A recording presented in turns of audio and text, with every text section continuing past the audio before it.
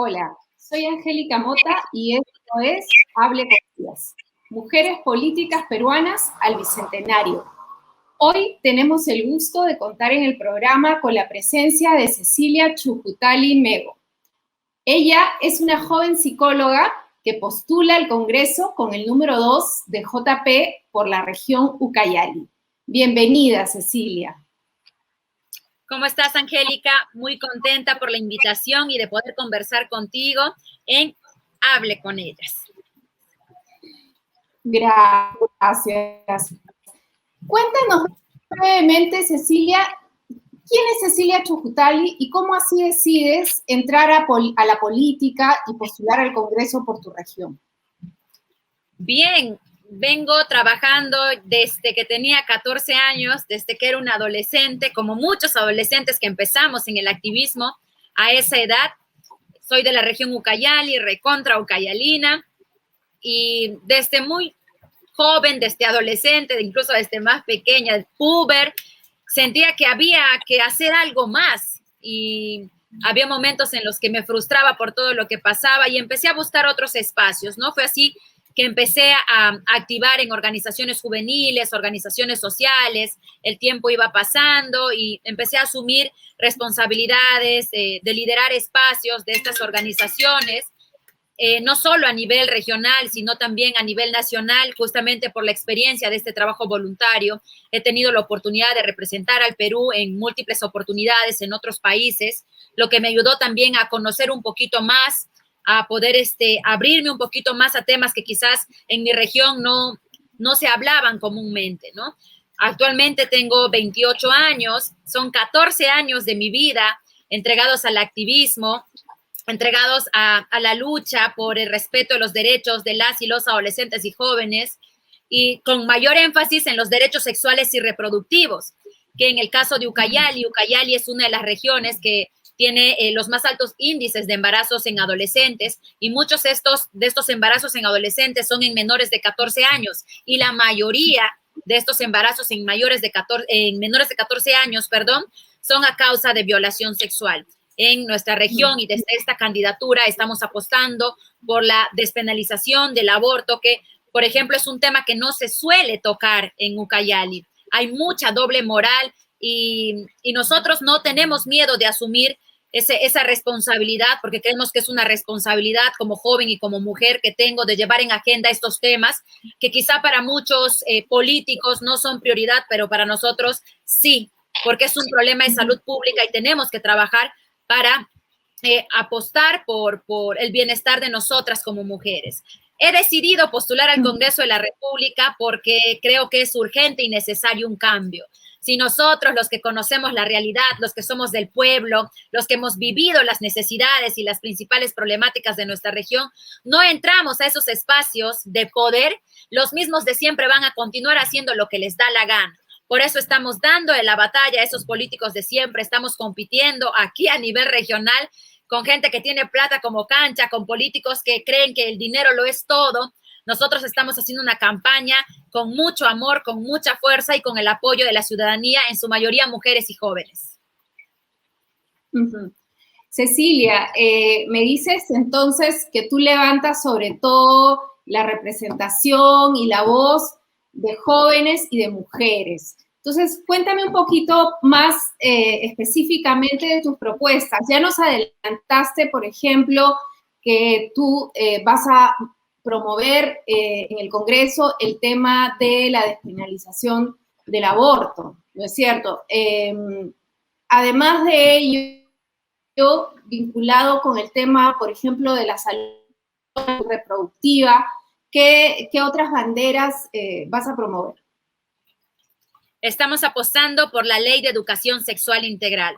No es posible que a nivel nacional no se cuente con una ley de educación sexual integral, únicamente contamos con lineamientos, pero estos lineamientos en la práctica no se implementan. Necesitamos algo más grande, necesitamos una política pública nacional y por eso estamos apostando a esto. Nuestros niños, nuestras niñas y nuestros adolescentes tienen todo el derecho de recibir información de calidad.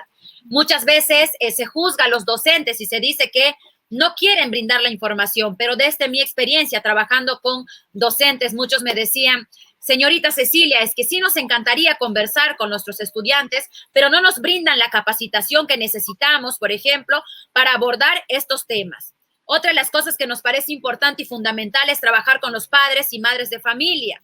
¿Por qué? Porque los papás también, y les comparto la experiencia trabajando en escuela de padres y en diferentes espacios como asentamientos humanos, con comunidades y caseríos con padres de familia, los padres también nos dicen lo mismo. Nos encantaría hablar con nuestros hijos, pero señorita, ahorita en el internet ellos se encuentran de todo, y como encuentran de todo, a mí como papá, pues, te cuento una experiencia en particular de uno de los maestritos, los señores que encontré en un caserío, y me decía, a mí me gustaría hablar con mi hijo, con mi hija, pero todo hay en internet. ¿Cómo mi hijo va a saber más que yo? Eso me da vergüenza. Y lo que hago es salir del tema, evadir del tema, y por eso no converso con él. Entonces, los papás sí quisieran hablar con sus hijos, pero no tienen la información de calidad que necesitan. Por eso la ley de educación sexual integral tiene que ser hombre, integral, trabajar con docentes, trabajar con estudiantes, trabajar con padres y madres de familia, y algo importantísimo y fundamental es trabajar con la comunidad. La comunidad juega un rol fundamental en la prevención de los embarazos, en la prevención de la violencia, en la prevención de la deserción escolar. Por eso es que también estamos apostando que se pueda trabajar docentes, estudiantes, padres y madres de familia, y sobre todo la comunidad. Cecilia, este tema que tú has mencionado de la educación sexual integral, que es fundamental, ha generado una serie de tensiones políticas, ¿no? En los últimos años hemos tenido campañas millonarias de ciertos sectores, digamos, ultraconservadores y de ultraderecha, que se oponen a que se desarrollen estos contenidos en la escuela, ¿no? Se han opuesto al enfoque de género y también a lo que es el tratamiento de la sexualidad en general dentro de la escuela. Ahora, estos son proyectos políticos que vemos ahora que tienen candidatos que lamentablemente están ganando una cierta popularidad, vamos a decir, ¿no? Esperemos que esto no se consolide y que la gente se dé cuenta, pero digamos que son temas muy controversiales y que están desatando tensiones políticas. Quería preguntarte, ¿tú cómo ves esto, estas tensiones, por ejemplo, en tu región, ¿no? Y cómo piensas enfrentar esto en un eventual éxito de tu candidatura en el Congreso, ¿no? Estamos luchando también con esos conservadores, y la doble moral es tremenda en nuestra región.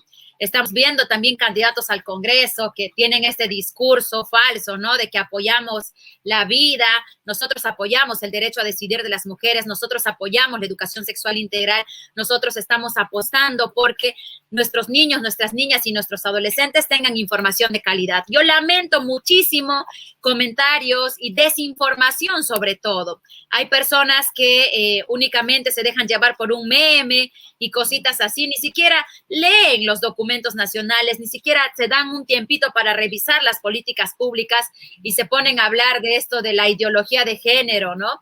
Para asustar a la población. Estamos luchando contra ellos y creo que nuestra mejor arma es la información.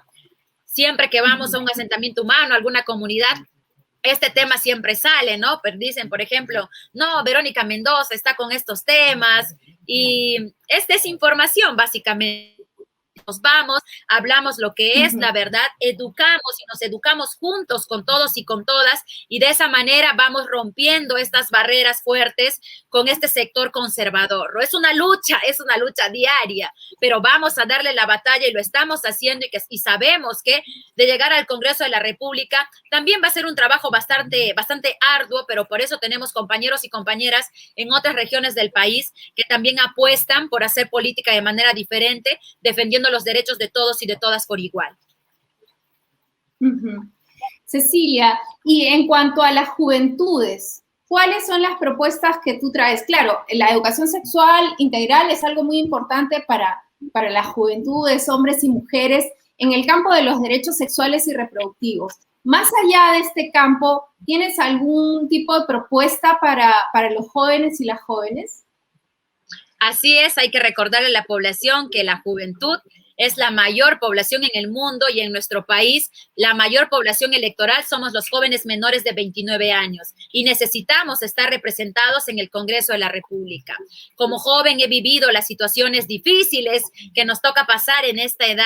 En mi caso, ¿no? He tenido la posibilidad y la oportunidad de tener una carrera profesional. He terminado mi maestría, actualmente estoy haciendo mi doctorado, pero muchos jóvenes no tienen esa oportunidad. ¿Por qué? Por falta de dinero.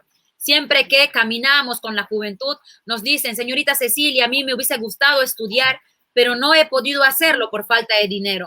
Mis papás no me han podido dar esa oportunidad o mis papás no contaban con el dinero suficiente para apoyarme. Y así que me dediqué a trabajar para estudiar, pero cuando empecé a tener platita ya, no pude estudiar. Y esta es una realidad que vivimos los jóvenes, no solo en Ucayali, sino en todas las partes de nuestro país.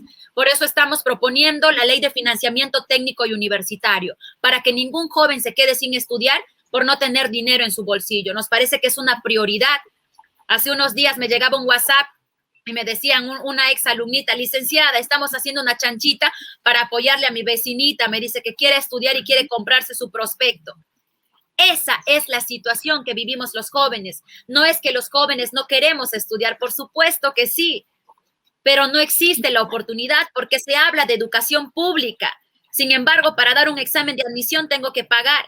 Para meterme una pre tengo que pagar. Y si no tengo dinero, ¿qué pasa? No voy a estudiar. Y eso es lo que vivimos nuestros jóvenes. Por eso no vamos a permitir que eso continúe pasando y vamos a hacer una realidad con el voto de la población ucayalina, la ley de financiamiento técnico y universitario, para que si tú, joven, que nos estás viendo ahora, quieras estudiar, vas a saber que vas a tener un préstamo con un mínimo de intereses para que puedas costearte los estudios. Uh-huh. Muy bien, Cecilia. Y hemos tenido unos sucesos políticos bastante, digamos, bastante difíciles, ¿no? Cuando se dio el tema del golpe de Estado por parte de Acción Popular, por parte de un conjunto de congresistas, digamos, y ahí Merino asume la presidencia, y al mismo tiempo tuvimos una reacción ciudadana muy importante, sobre todo por parte de las juventudes, ¿no? Que salieron a marchar, exigiendo básicamente que se respete las reglas del juego democráticas en nuestro país, ¿no? En verdad, nosotros vivimos una crisis política que la venimos arrastrando desde ya bastantes años, ¿no? Y digamos, en todas estas manifestaciones del 14N queda claro que los jóvenes no están dispuestos a seguir con más de lo mismo, ¿no? Quieren realmente una democratización de la sociedad, ¿no? No sé, tú que tienes una voz de representación de las juventudes, ¿no? ¿Cómo ves esta situación de la crisis política en nuestro país y qué le dirías a las juventudes en ese sentido, ¿no? ¿Qué es lo que nos ofrece JP de diferente, ¿no? Quiero aprovechar el espacio para motivar a los jóvenes a participar en la política formal y también quiero llamar la atención a los partidos políticos que se preocupen por la renovación política. Eso es responsabilidad de ustedes. Renovar la política, formar cuadros políticos para que no les pase lo que les pasa siempre, ¿no? Llega época electoral y ya empiezan a vender las candidaturas y muchas veces los que participan no son ni siquiera militantes y son personas que han estado pasando de partido político en partido político y no queremos que eso siga pasando. Los jóvenes estamos participando en política, pero también necesitamos que los partidos políticos nos abran esas puertas y empiecen a formar liderazgos juveniles. Uh-huh. Muy bien, Cecilia. Y desde esta perspectiva de renovación, yo quería preguntarte, ¿para ti qué significa hacer política? Para mí, hacer política es trabajar por el bienestar de la comunidad, es trabajar por el bienestar del pueblo y es deberte al pueblo. No hay otra cosa. Hacer política para mí es amor por la gente. Uh-huh. Bueno, estamos llegando ya al final de esta entrevista y quería dejarte un par de minutos para que des tu mensaje final.